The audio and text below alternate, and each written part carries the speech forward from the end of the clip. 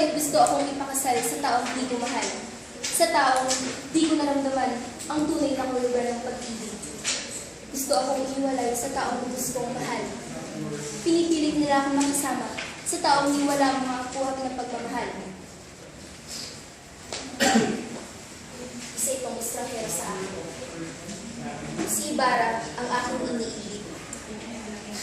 Hindi ko gustong siya'y mawalay sa akin.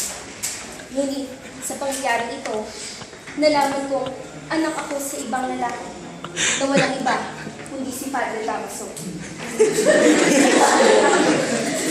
Anak ng isang taong alagad ng Diyos na sa pagkakaalam ko tapat sa tungkulin. Ngunit nabaliwala ang lahat ng paniniwala ko sa kadahilan ng ginahasa niya ang aking ina, si Tia Alba. O Ibarra, aking mahal, ako'y naghintay sa iyong pagdating. Ako'y nangulila sa iyong presensya. Sa tagal ng ating di pagkikita, walang ibang minahal kundi ikaw. O Giliw, ikaw ang laging nasa isipan ko. Ang mga liham na iyong ibinigay, ang aking natatanging lakas. Ang hiling ko lamang ay makita kang muli at nasabi ang nararamdaman ko sa iyo. Walang ibang hiniling kundi ang kaligtasan. Nang malaman kong patay na ang aking mahal, lubos akong nalungkot. Hindi ba? Pag nawalay ka sa taong mahal mo, parang gusto mo nang humiwalay sa mundo. Hindi ko na alam ang gagawin. Ang tanging nasa isip ko lang ay ang pagkulong sa konbensyon o pagpapakamatay. Damdaming hindi matando kung alin ang mabuti at nakakasama. Ang alam ko lang ay masumpungan ng damdaming nararamdaman kay Ibarra. Makita at mayakap siya sa aking mga kamay. Di ko akalain na ganito ang mangyayari sa kanya. Di ko akalain na siya ay papanaw at iiwan akong mag-isa. Bakit ganito? Bakit kailangan kong magsakripisyo sa kagustuhan ng tao? Bakit ganito ang napala ko sa pagmamahal sa taong aking gustong makasama sa habang buhay? Hindi ba pwedeng maibalik ang nakaraan at makasama ang aking mahal upang ganap na maparamdam ang kanyang pagmamahal at may padama rin ang pagmamahal ko sa kanya? Ang pagdurusang ito ay walang katumbas. Ito ang pinakamasamang nangyari sa buhay ko.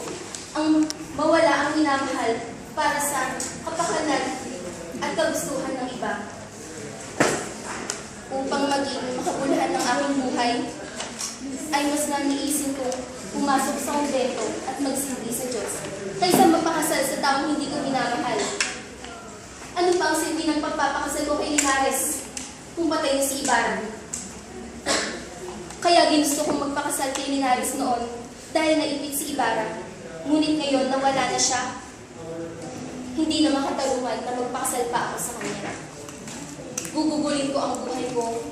Gugugulin ko ang natitirang buhay ko sa pagsisilbi sa Diyos.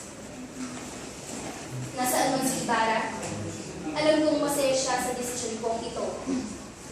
Kaya sa panahong ito, tignan nyo at titigan ako, tingalain. Dahil sa susunod na mga araw, ako naman ang titingala sa Diyos upang purihin at paglikuran siya habang buhay.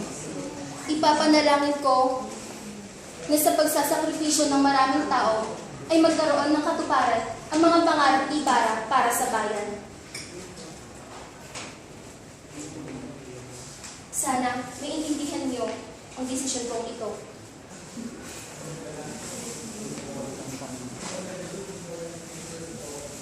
Ang pagkakaalam ko, ako ay magiging malaya. Hindi pala. Inilipusta ni Padre Salvi ang pagkatao ko. Ako'y kawawa sa loob ng kumbensyon. Nagkasakit at namatay. Pinalak akong iligtas ni Simon. Ngunit, huli na ang lahat. Maria Clara.